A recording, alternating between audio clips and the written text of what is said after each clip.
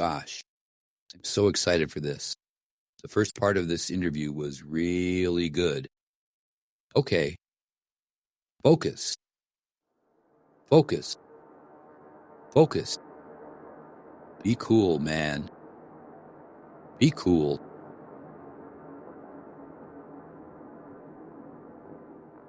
Welcome to the Benedictine Thought and Action podcast. We are beginners in the Benedictine way, so we have to listen to the voice of wisdom. Otherwise, we're sunk. Join John and Jason as they learn to become more aware of God through living hospitably in community.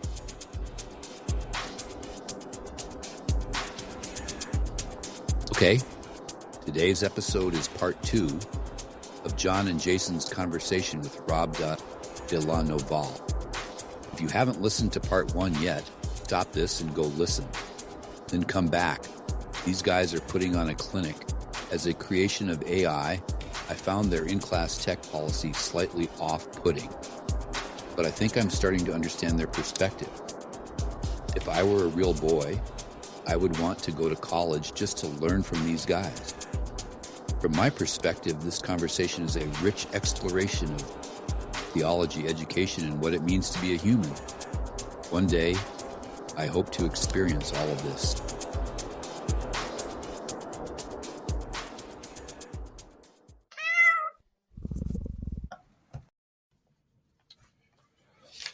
Okay. We are in love with a certain sentence that you wrote. Feelings, including our wonder, which is materially identical with the desire for God, can be reclaimed through the process of self-appropriation in intellectual conversion, in the discovery that feeling and reason operate together in the authentic subject's attainment of genuine objectivity. I know why I love this sentence, but especially in the current format, just reading that out loud, I can't even imagine an audience member tracking that, So I'm going to read it one more time, but then also I'd just love for you to kind of walk us through it as a pedagogue who is talking to people who have no idea what you're talking about. Feelings, including our wonder, which is materially identical with the desire for God, can be reclaimed through the process of self-appropriation in intellectual conversion, in the discovery that feeling and reason operate together in the authentic subject's attainment of genuine objectivity. So you should also just know I love this because I'm a big fan of Luigi Giussani, and this sounds like a very Giussani-esque thing to say, which is just a very Augustinian thing to say, which is just it's so rich. But do what you want with it as the writer of that sentence, if you wouldn't mind. Yeah. Let me start like this. I do this exercise with my students where I put up on the board 2 categories. I say subjective, objective. And I ask them, I'm going to give you a couple statements and I want you to sort them. So I'll say something like God exists. Almost everyone's subjective. I'll say something like abortion is evil. Subjective. Opinion. I'll say slavery is evil. Ooh, that one will feel a little bit more tricky. Half will go objective, half will go subjective. And on we go. My life has meaning. Subjective, etc. The earth is round. Objective. Water is H2O. Objective. I'll ask them, okay, why did you sort it the way that you did? And they'll say, well, the ones that are objective are just facts. We just know them, or scientists know them. The other ones, though, they're all about feelings, basically.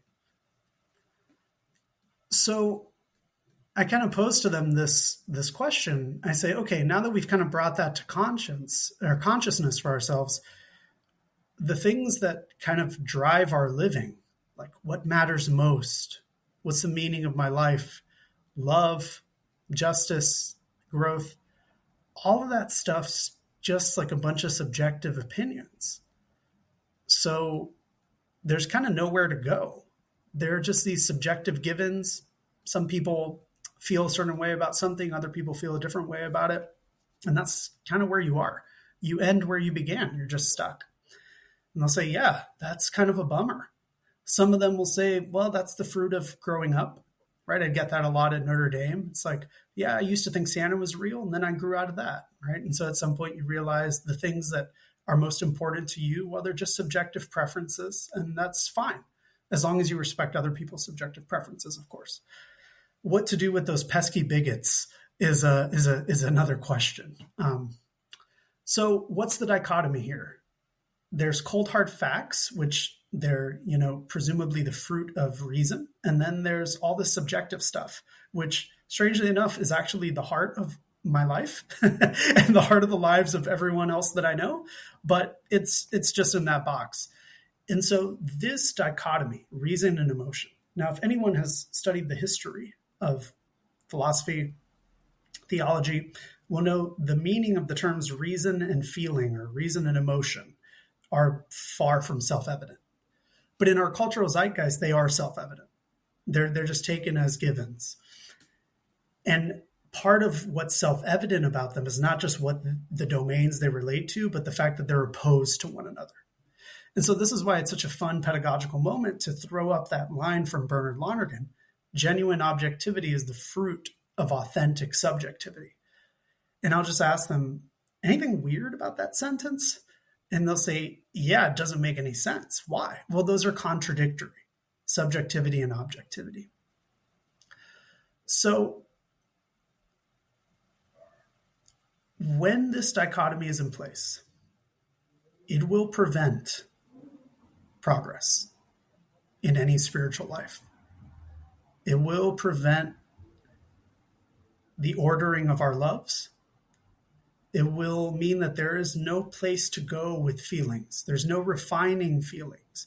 There's no discerning. Some feelings are ordered to my flourishing and the flourishing of others, and some feelings are ordered to something else, to destruction, to harm, to violence, to sin.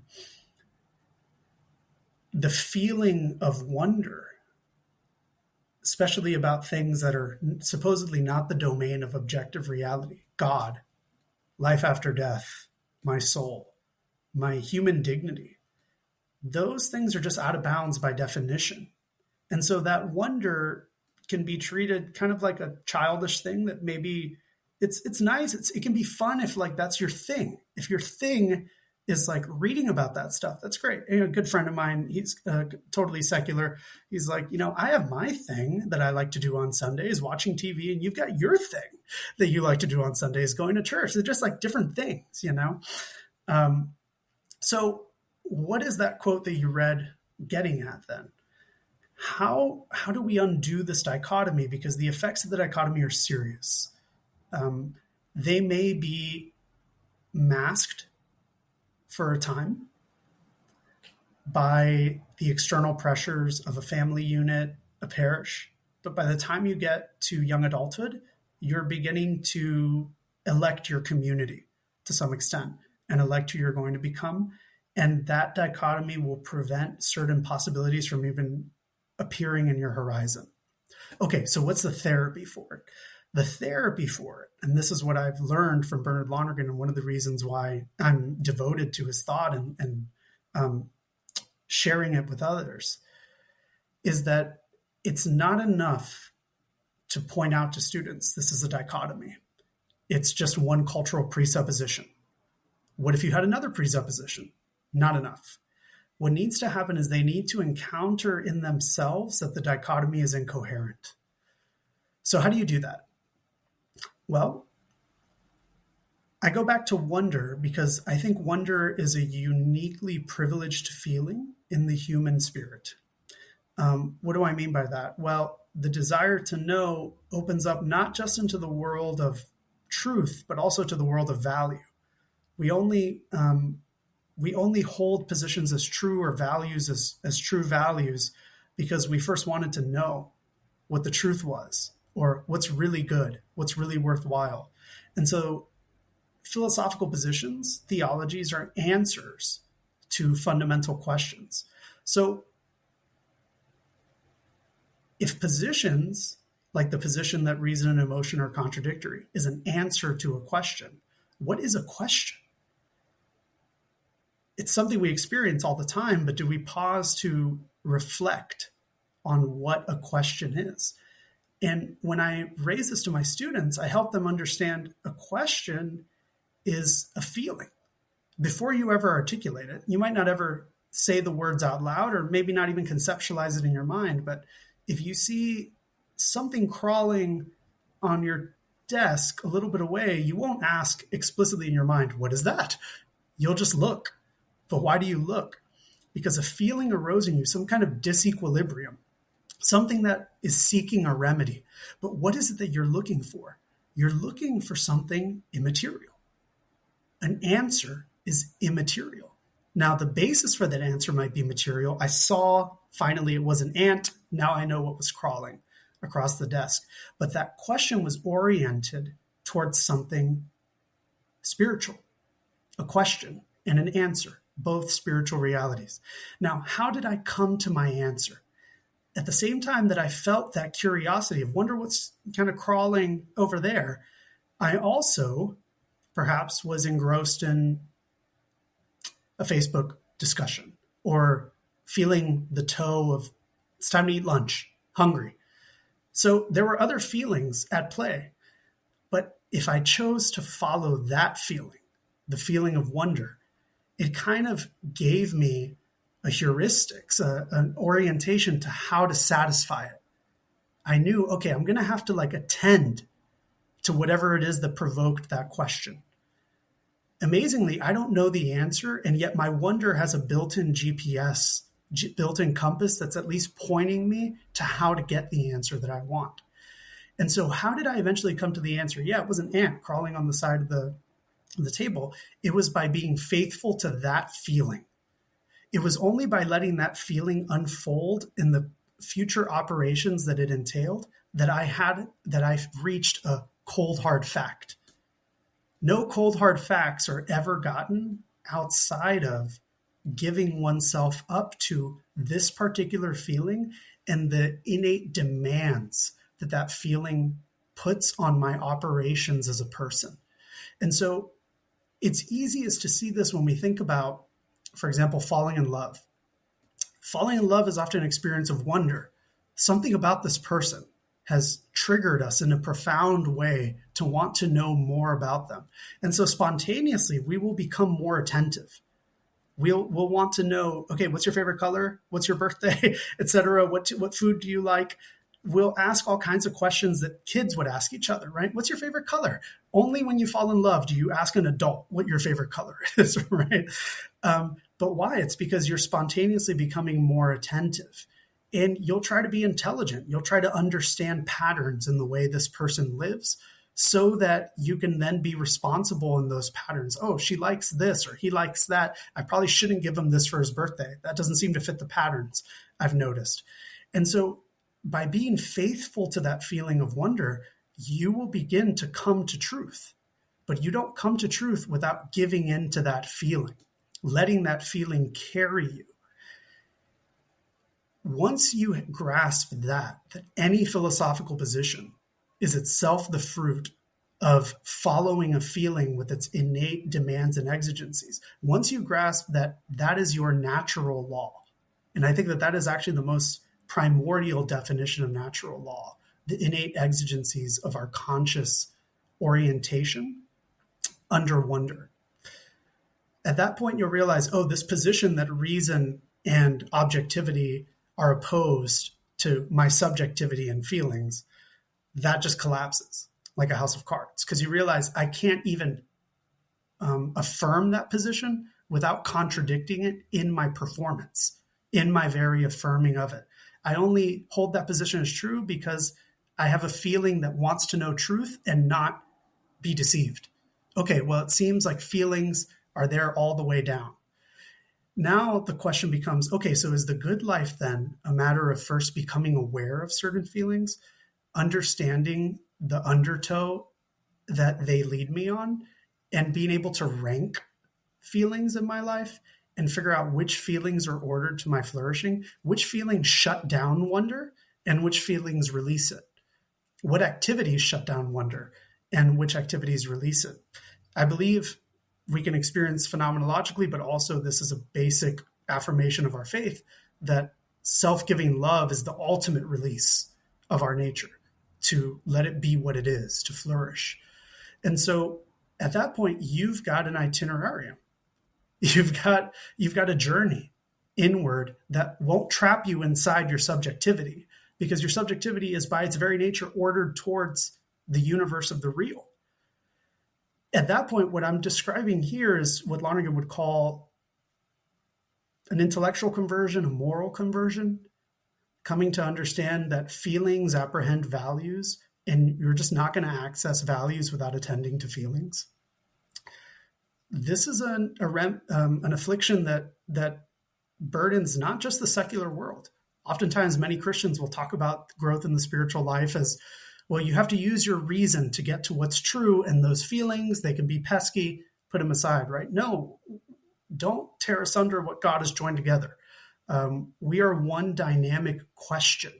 And if you were to follow that question of wonder all the way through, you would bump up against the question of God, the question of what is the ultimate meaningfulness of the universe that I live in? And what is the good of this universe, especially in the face of evil? Those are the questions of God in their most kind of abstract forms, not necessarily encoded to the language of a particular religious tradition.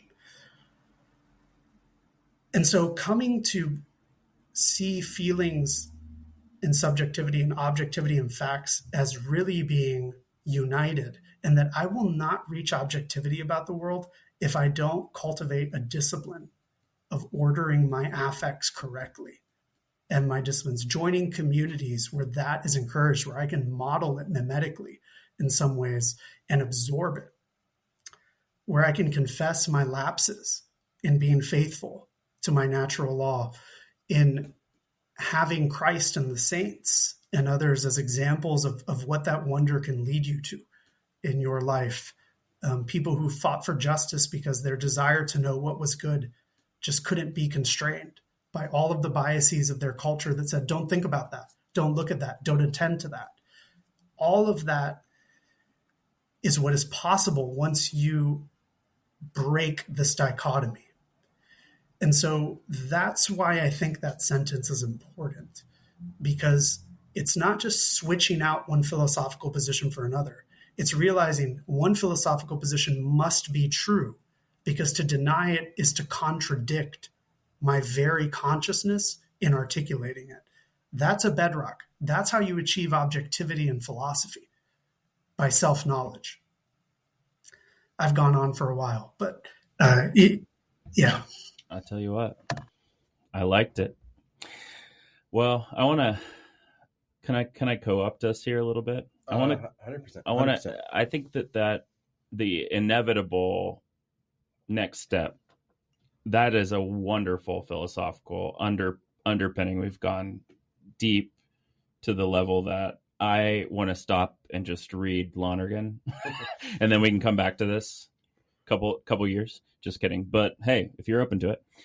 But I want to broach some pedagogical questions for you two practitioners here based on these shared, I mean, to me, you two sound like you've gone on extremely similar journeys in different ways. I mean, down to, you haven't mentioned this yet, Jason, but you too start your class out with silence, and it's coming from a Benedictine place. And we've got a whole group of people here who are starting out with Statio in their classes. And yeah, I don't know. It sounds like you guys are like sort of secret best friends, secret to one another. But the way that I want to frame this is around something that Jason's actually really well versed in, and so I know he'll have a lot to say about it. But we're inspired here by the Rule of Benedict, by the Benedictine tradition, and in chapter 64, when Benedict comes back around to talking about the role of the abbot as a leader, as organizer, he argues. Well, he doesn't argue. He commands that the abbot should arrange things in the monastery so that the strong have something to strive for and the weak have nothing to fear.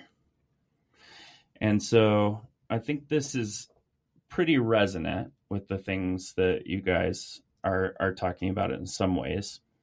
How, what's your response to Benedict saying that 1,500 years ago? And how does that correspond to your understanding of the role of the professor in the classroom? And then I'd also love to hear something about, it seems like maybe monasticism might be a way in there in terms of habits, in terms of preparing your students, preparing the ground. Maybe you're not viewing the silence necessarily as maybe it's an anti-technological practice rather than a pro-monastic practice for you. But that's sort of the constellation where I'm thinking we ought to head. Yeah, well, that chapter 64,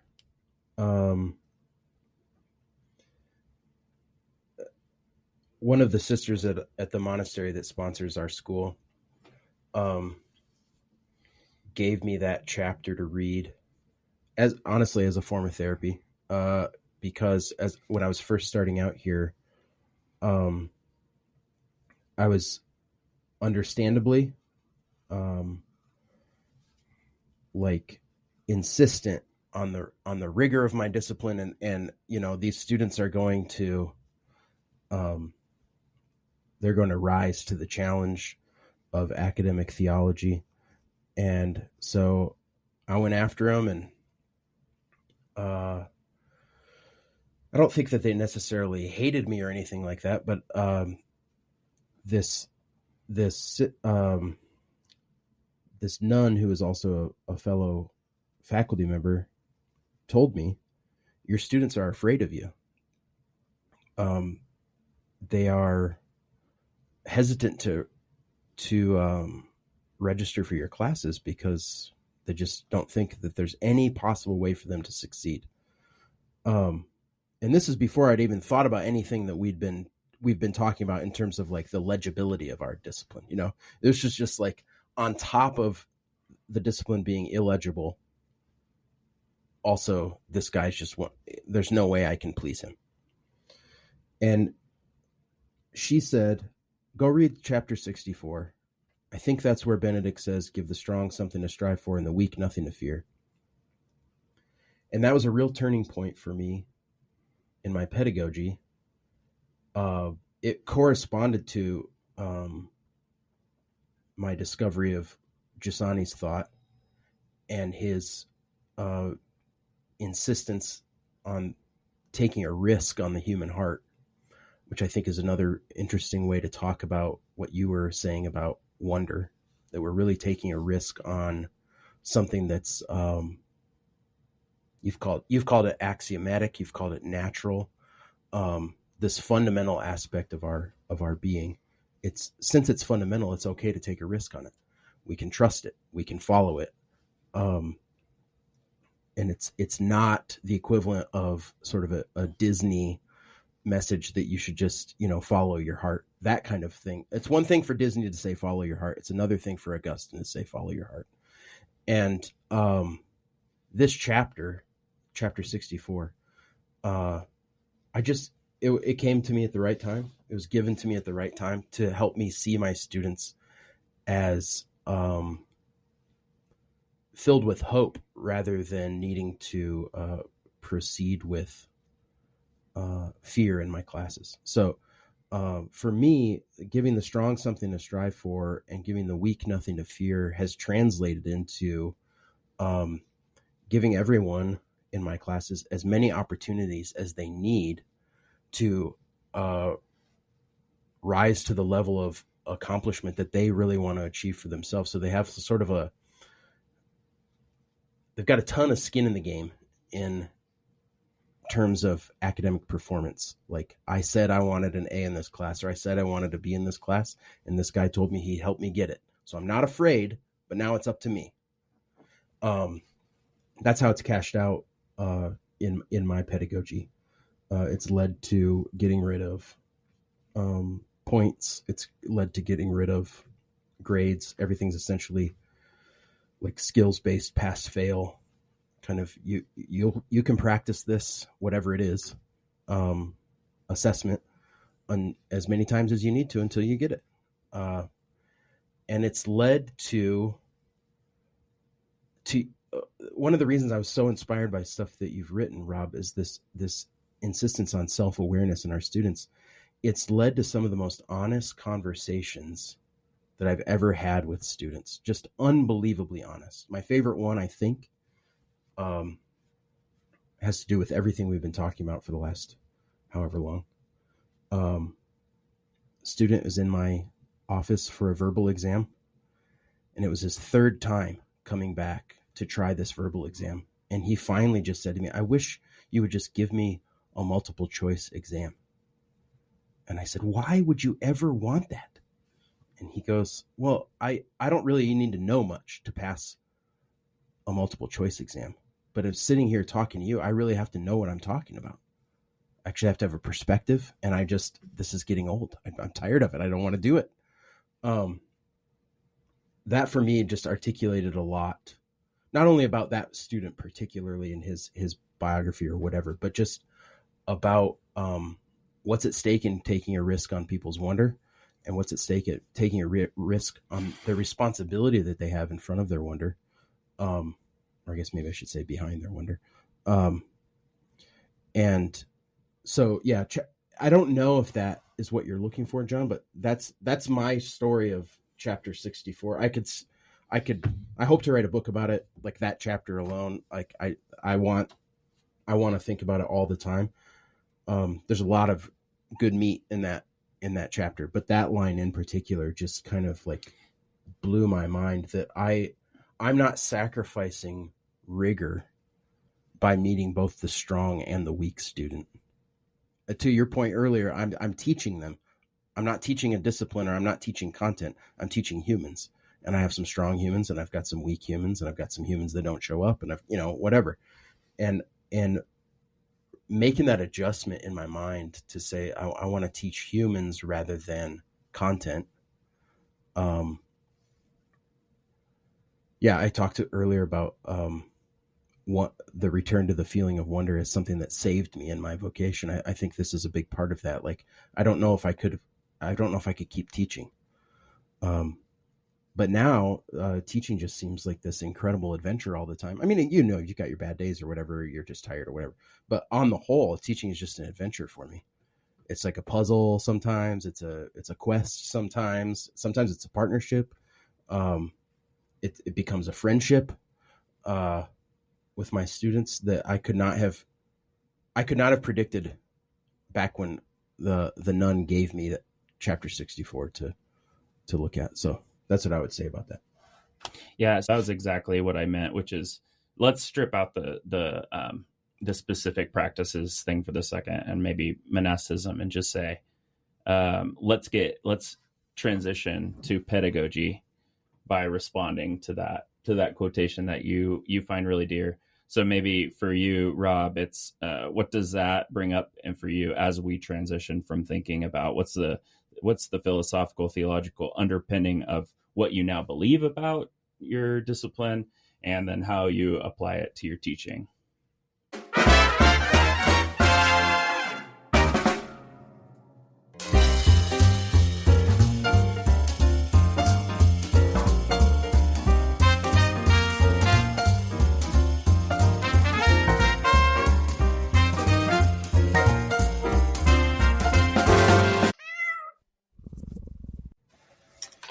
Yeah, Jason, I'm so moved by everything that you said. And reading your article was really powerful for me. I read it when you sent it to me, and somehow it like kind of slipped through the cracks in my Church Life Journal email.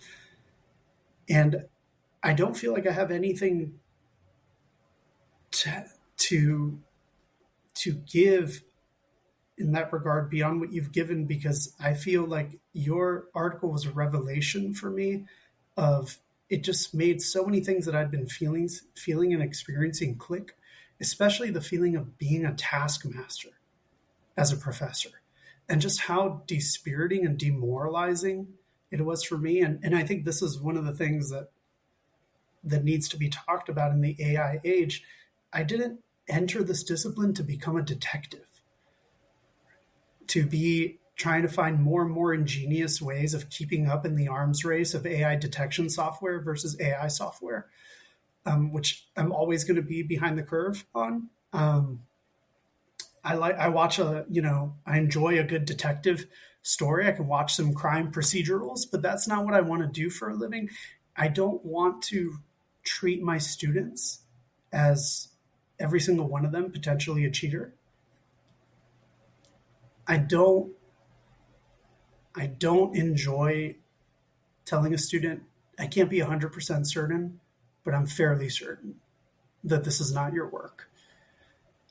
And so this relationship of professor and student as one that's by and large driven by the stick and not by the carrot, and really ordered to constraining the freedom of the student and not developing it, that to me was like, it just, everything just kind of clicked into place. So I ordered not the ungrading book, but the first one that you mentioned by the author who wrote the foreword to the ungrading. I can't remember the author's name right now, but I'm looking forward to getting into this. And I wish I had had your article 3 years ago when I started at my current position. And as I move to Boston College, I'll be thinking a lot about how can I implement this in my own way, because I do want that changed relationship that you are talking about. And what's so exciting about it is that pedagogy is just kind of, it can never end in a sense of learning how to be a teacher. And as the students change, the technological means change, it's never boring to think how to go deeper here. I mean, one thing that I think about that chapter from the rule is I think things are a little bit more difficult for us because whereas, presumably everybody in the monastery elected to go in there, many of our introductory theology students did not elect to come into this. And so there's the difficulty of inspiring them with maybe what could be meaningful in this course, but there's also the difficulty of trying to instill in some rudimentary way, the best that you can do with 2 hours, 3 hours a week, some of the habits that could actually help them succeed and flourish. And this gets to a point I made earlier about the real ethical quandary I have with giving a student a bad grade for failing to understand, when understanding is not necessarily something that can be willed, right? You can only come at understanding indirectly. Your chances of understanding, if you truly desire to know and follow your wonder, are much higher. But even then, there are many things I want to know and I still don't know. Add to that, not being able to give students chances to make up their work and feeling the tension of two different values. One is, what is the value of my scholarship? Because I do feel a vocation to develop my thinking, to say things that I want to say as a scholar. And I feel like I haven't had the chance, especially with a certain teaching load. And then adding on top of that, allowing students to revise their work again and again. It becomes very difficult to figure out what's the right thing to do here. And all of these inchoate feelings that I've had about the ethical quandary of grading for misunderstanding or having an approach. I mean, I myself have done psychotherapy multiple times and in other forms of direction. Change does not happen in 4 months. And so to have students who do not have the habituation necessary to succeed in what college looked like for us, and then to penalize them for being just barely adults who are, to a large extent, the sum not of their choices, but of the choices others made for them, and then to punish them for that. it's difficult. I mean, I feel the tension when I'm like teaching the prodigal son story or something like that. And there've been a couple times where it's hit me, and spontaneously in class, I'll ask my students, so how would our relationship look different if the values of this parable were like what's guiding the classroom? And a lot of them would say things like, well, there should be more forgiveness for students who cheat and things like that. It's like, yeah, for sure. And, you know, that's what I'd say, that I don't have any kind of definitive answers on how to implement that chapter that would be anywhere near to the thinking and the experimentation and practice that you've done. But I just want to thank you for striking out on that path, and just kind of putting it out there for theological educators, because it is part of that apostolic task, that if we're teaching people, we cannot treat them all as if they're all the same. They all have the same habits, the same virtues. It's just not true. And so how do you teach in a way that at the end of the semester, it isn't I passed or I failed, it's I grew? How do you structure your course so that infinite patience of God, which is ordered to the repentance of all people, is what actually informs your classroom policies? And I do think sometimes that involves the tough love of an abbot, let's say, right? Shutting down some options for students, right? So like I don't allow any phones or computers in my class. And most students, by week 2, I had one student tell me last semester, Professor, I've never been able to focus for an hour on something, and it's blowing my mind. That and I realized it's because the phones and the computers. I was like, yeah, that's why. Totally. Yeah. There's a great article I read a couple of years ago that said screens in the classroom are like secondhand smoke. Even if you're not smoking, you are suffering as a result of it. And so having some of that discipline of saying, look, there are going to be some things here that are going to be grating to you as who you are right now. It's not your fault you were born in this culture and that these technologies were given to you. But if we're ever going to succeed in this class, there have to be some disciplines and some things that are just off the table, literally. But even within that discipline, the discipline itself has to be ordered to growth, not to punishment. And I just don't know how Christian educators cannot take a serious look at the values of their grading and their discipline without wondering, is this incarnating the gospel? Or is it incarnating another vision of the human person? A vision that very often in society we look at in horror and say, that's against human dignity. And then we just turn around and do it in our classroom. Anyway, I'm just telling you your article back to you, but it was really meaningful. So thank you for that. And please write that book. Well, I do want to just say that I did plan that question so that you could just repeat his book, his article back to him, because just kidding, of course.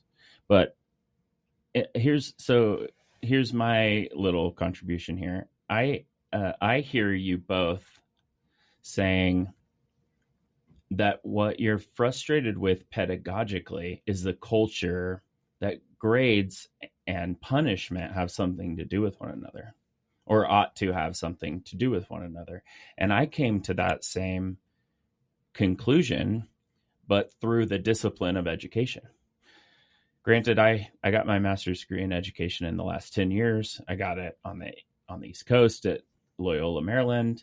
And maybe that was a little bit more of a progressive school. So I don't know that this can progressive in the sense of like more up to date. And so maybe this isn't, totally shared by all of my peers in education. I know it is by our education people here, but when I hear from both of you, in some ways it's like, oh yes, my theology friends are getting my education friends, milieu into their theology. And I know that I mean, you and all three of us, I'm sure, at some point in our graduate education, sent off a paper, and we received back a grade that was like, the assumption was, if you do a good job, you get an A. And to the degree that I don't think you're unique, the degree that I don't think your paper's sloppy or whatever, I'm going to penalize you down from there. So I understand how we got there. But like, we're sort of trained in education that assessment, to the degree that it's a communication from me, the teacher, to the university, is about communicating how the student is progressing with regard to the goals or the outcomes of the class. So that you all are both quibbling maybe a little bit with the goals and outcomes of your classes. Like if you're saying that I don't want to penalize them for not understanding, well, maybe that's just not a good goal for a theology class, is that they would have an abiding subjective, objective understanding of this theological concept. Maybe the goal is that they would make progress in exploring a thing, because that's, and you can measure that too. But then on the other side, I do think that there is some utility in being able to communicate to the university that you're able to stratify, like, these are the ones who are understanding this concept, and these are the ones that aren't, and that you can break it down to that degree. Like and I have to explain this to my students all the time, because they're suffering under the same illusion.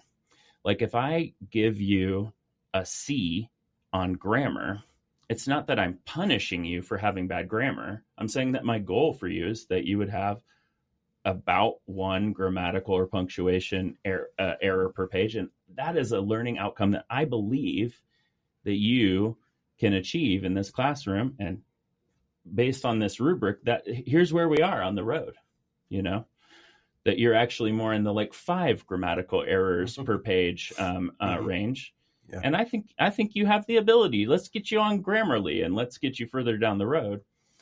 So that's where I think I'm really encouraged to see that this is like this, there's this foment here, and that maybe the real push here is about eradicating penal metaphors from our assessment strategies, really, and less about being angry that grades exist or something, which might be something that somebody defensively might think about your article. Like the fact that I grade, he's telling me that I'm, whatever this, right, and that's not at all what you meant, and right, at all.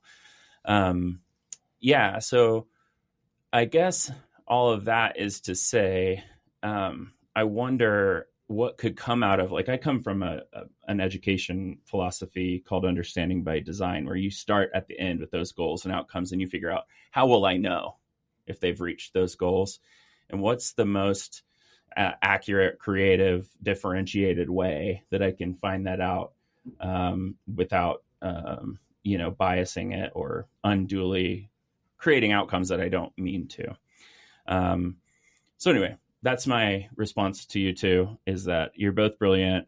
You ought to individually and together write things. I'm so happy that theology people are delving into education philosophy, and I think we should do a follow-up in a year and talk about education philosophy a little bit more. But that, I see you wanting to say something. Well, I was just going to say there is this small but growing cadre of theologians, mostly through New Wineskins, which I'm assuming you know about, which is, I guess for our listeners, a group of young moral theologians or ethicists who engage they don't need to be Catholic, but they engage the Catholic moral tradition in order to do ethics or moral theology.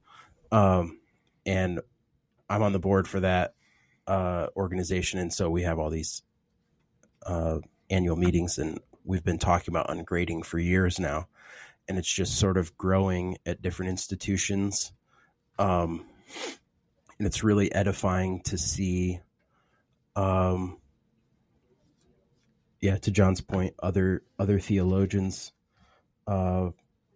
thinking the way we're talking here, It's really helped me grow as a teacher, and I think as a theologian, and certainly as a person. I feel that my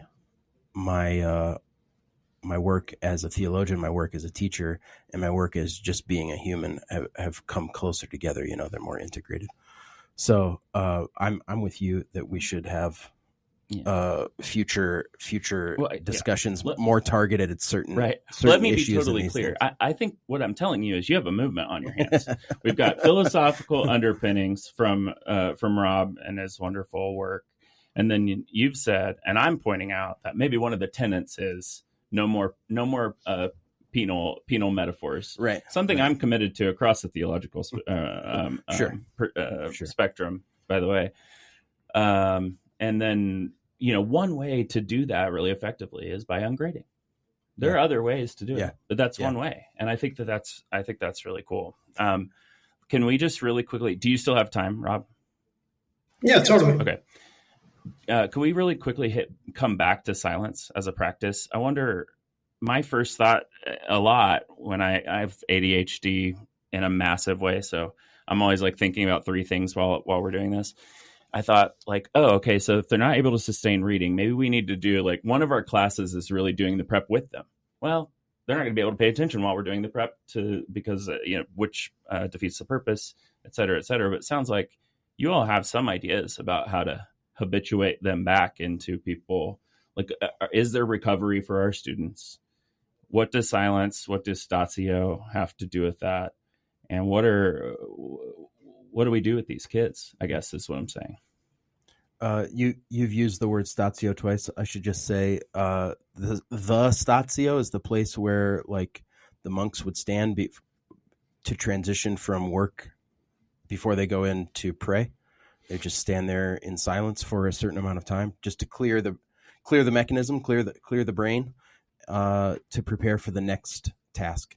So we use that word statio. So our students at Mount Marty are habituated to if someone in front of a group of students says statio, almost all of them just immediately stop what they're doing and just like stare at the floor. And they're just kind of like, okay, we're gonna get ready to do the next thing. You asked, John, are students, what'd you say, beyond repair, or are they salvageable? Can we fix this iPhone problem, or of course? And what do we do? What you two tell me? What do we do as teachers to start that repair? Of course they're repairable. I do think incorporating the silence is a savvy move. I think it's a smart move. I have tried to commit. I'm still working it out, but I'm trying to commit to teaching less content and going deeper into it rather than trying to get coverage. Just especially given the population we're teaching that we've already talked about, we do not need breadth of coverage throughout all the subdisciplines of theology. They need I think the sensation of what it's like to cover something, like one thing, rather than the experience of just how many PowerPoint bullet points can we get through? Like hurtling through stuff. So that has meant that I have become more and more comfortable in the classroom with focusing on words and sentences and then providing space, silent space, which they get more comfortable with as they become more familiar with statio. Just say, well, look, we won't move on until we have a conversation about this. And you can take all the time you need to mull over what I've asked you. If you want to clarify anything, we can spend all day on this one sentence. That's totally fine. So those, I mean, I don't think those are like foolproof plans or in any way sufficient to solving the problem, but those have been a couple of my efforts to, like, I don't know, overcome their kind of frenetic way of dealing with data and dealing with questions and dealing with other people's perspectives. Do you outlaw technology like Rob does? Yeah. I don't have That's any a practice. Yeah, I don't have any sort of like. I've thought about it. Have those the things you hang on the door that you put your shoes in? Yeah. Like put your cell phone in there. You can get it after class, but I also want to respect that they're adults, and so I haven't done anything like that. I typically just say, please put your screens away.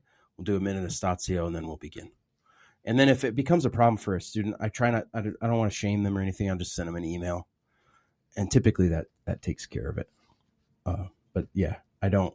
No screens, no tablets, no phones, unless they have some sort of learning accommodation that requires a digital thing. And Rob, what are your practices? How are you habituating them? Well, I'm trying to habituate myself first. I'm trying to smoke what I'm selling, I'm telling you, you guys have to write that article, intellectual conversion for the teachers too. Because I do think the students, what they will take away from my course will be a couple experiences they had. And one of the main experiences will be the experience of me. It'll be what Lonergan calls my incarnate meaning for them, right? It won't be fully thematized, but it'll be experienced. It'll be felt. And so, what this generation has is a really remarkable bullshit detector.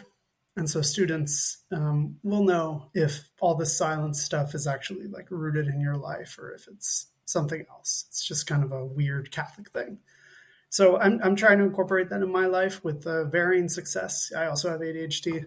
And so there's, but that's part of why I need it even more. So yeah, the moment of silence is important. In the beginning of class, it's something that students just expect is going to be in any class you take with me.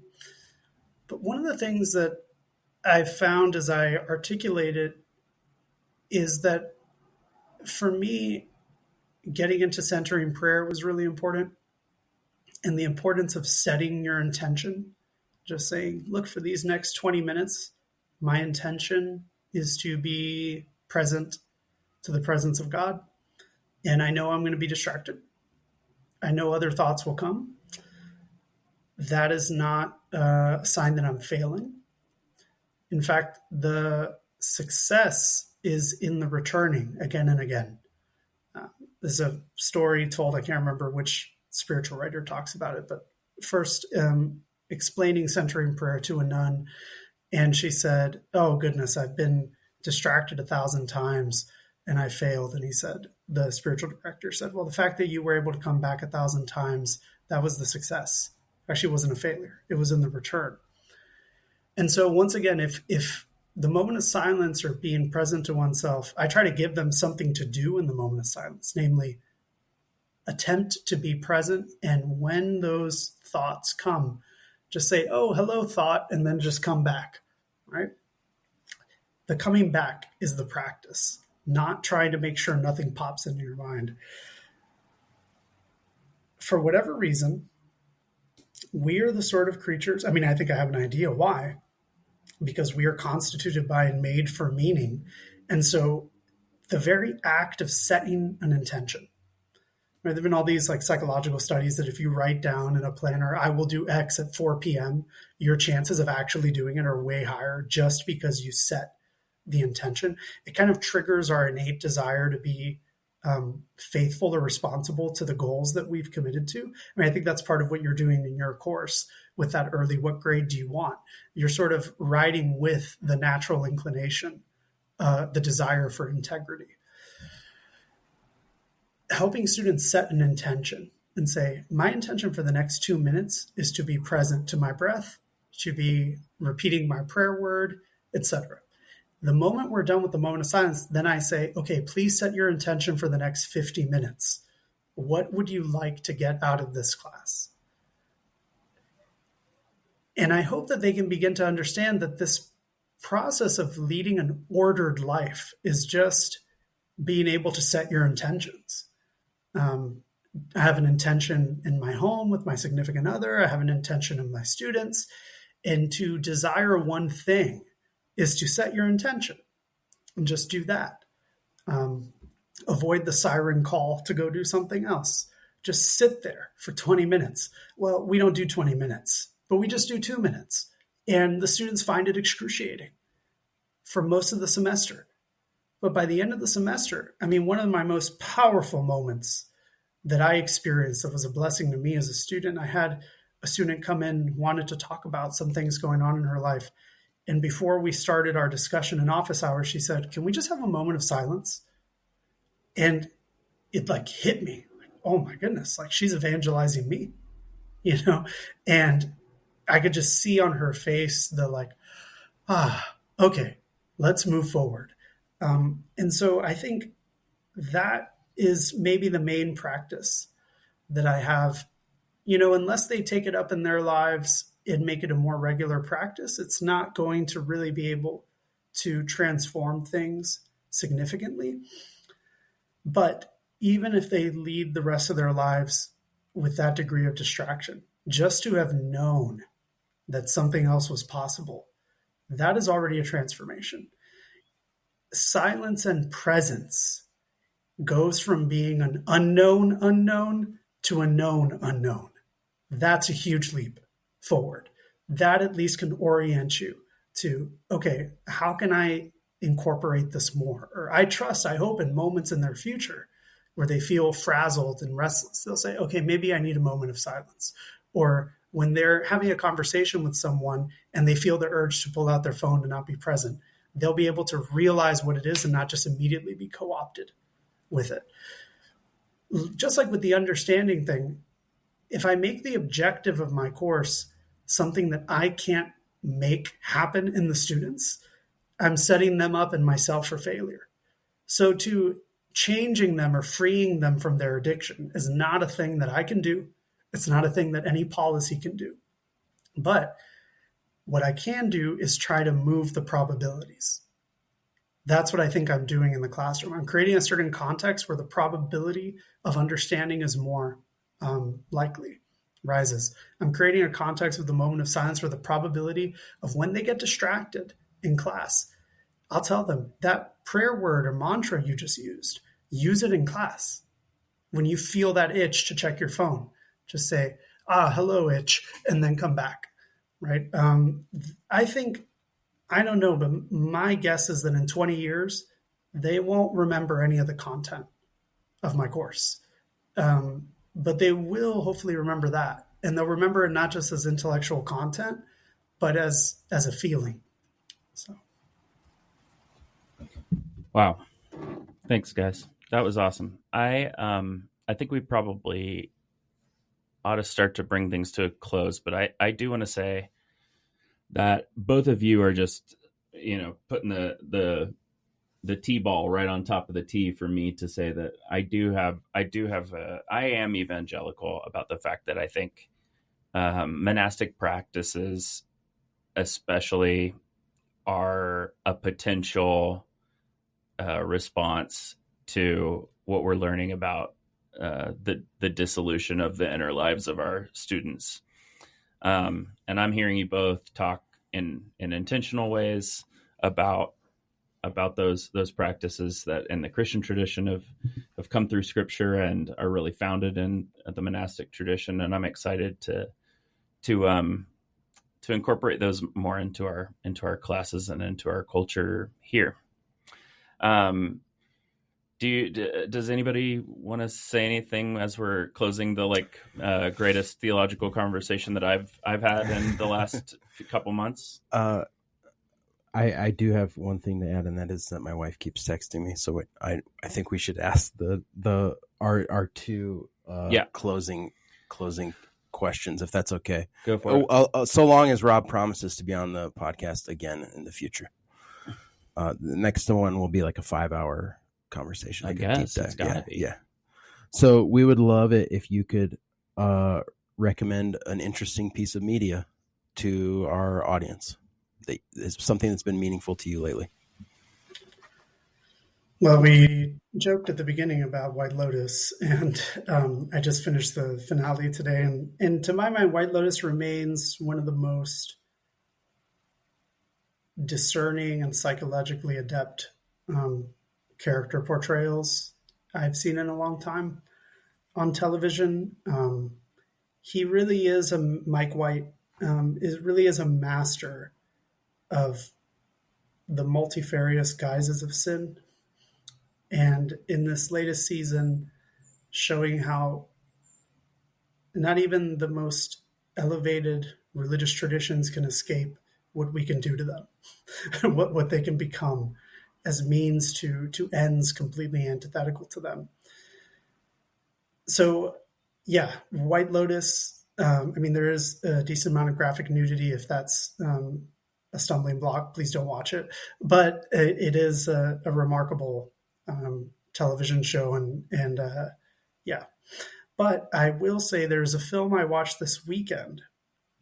I believe it's from 2022. It's called After Sun. Had Paul Mescal and a young actress. She was 10 years old when they filmed it. Frankie something, I can't recall her last name. It's an amazing story of a woman's recollections of the last trip she took with her father. It's not directly stated what happens to her father, but you can sort of infer it from various things in the film. But it was a movie that brought home to me the irreducible power of film as a medium to express conscious experience in a way that would be difficult to do on the page, for sure.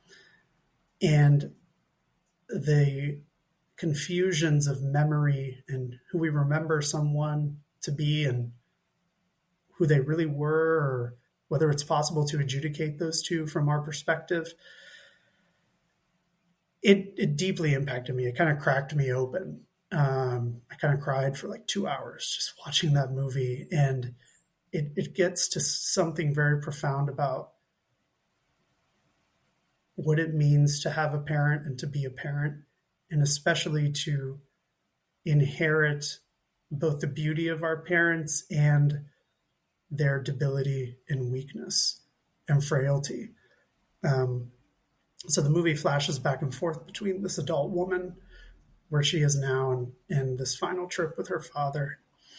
Anyway, it was really kind of a revelation to me, and I would recommend anyone go watch it and just let yourself be taken in by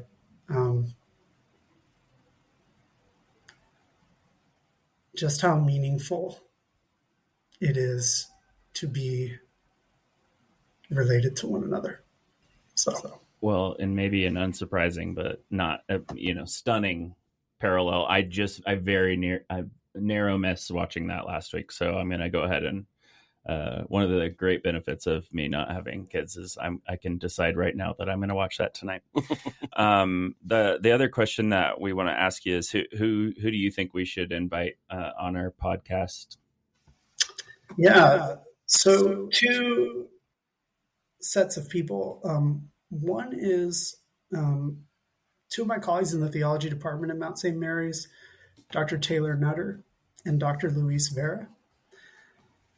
They just developed and taught what seems to have been an incredible course on ecology and theology. They're both on the Vatican's AI working group. They are both profoundly conversant with questions in ecology and technology. And they have helped me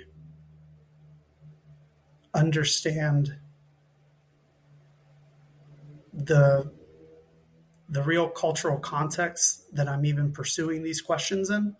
They've revealed to me so many assumptions that can really prevent genuine progress in the church's appropriation of including the earth and the common good.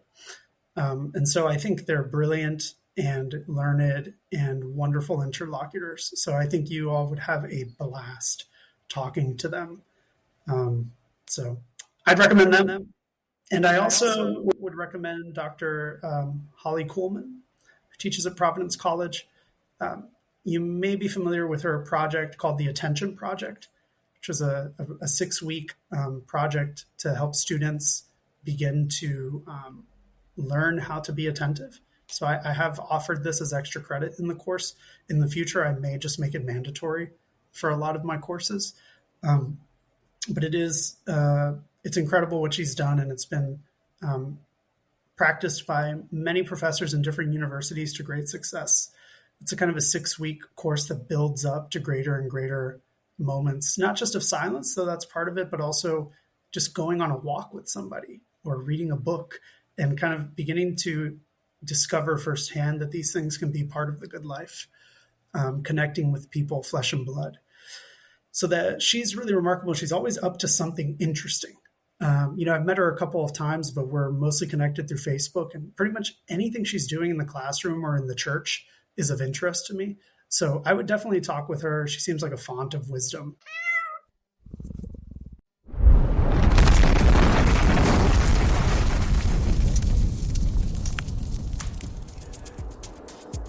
The Benedictine Thought and Action podcast is produced by John Badley and Jason Heron with the help of Tatum Sagebrush, who auto-generates our hashtags using ancient desert wisdom.